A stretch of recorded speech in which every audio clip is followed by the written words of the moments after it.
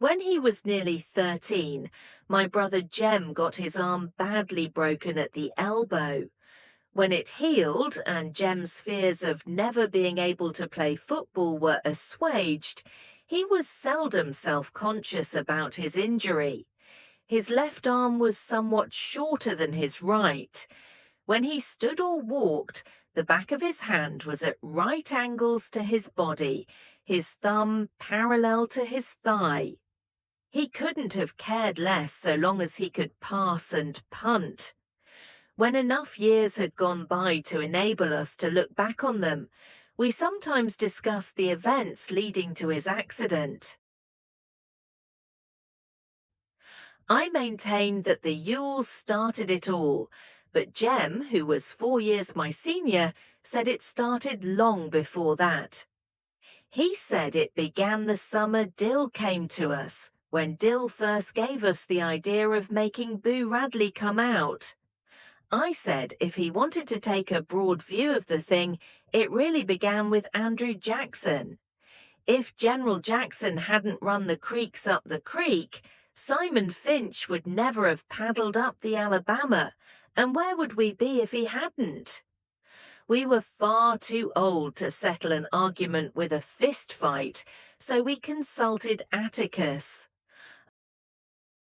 Our father said we were both right.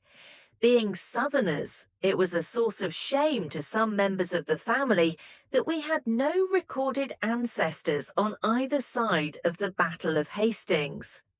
All we had was Simon Finch, a fur-trapping apothecary from Cornwall whose piety was exceeded only by his stinginess.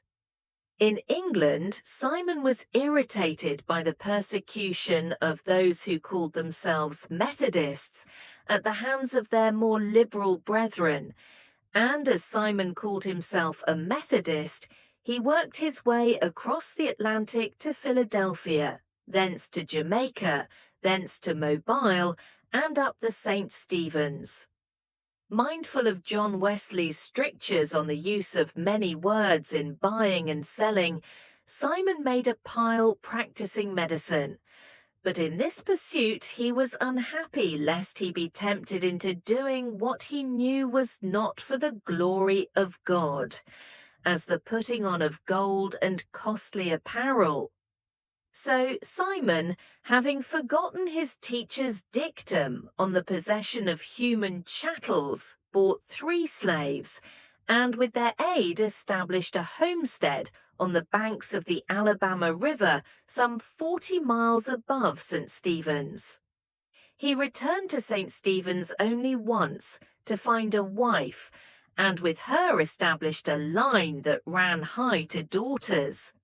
Simon lived to an impressive age and died rich. It was customary for the men in the family to remain on Simon's homestead, Finch's Landing, and make their living from cotton. The place was self-sufficient. Modest in comparison with the empires around it, the landing nevertheless produced everything required to sustain life except ice, wheat flour, and articles of clothing, supplied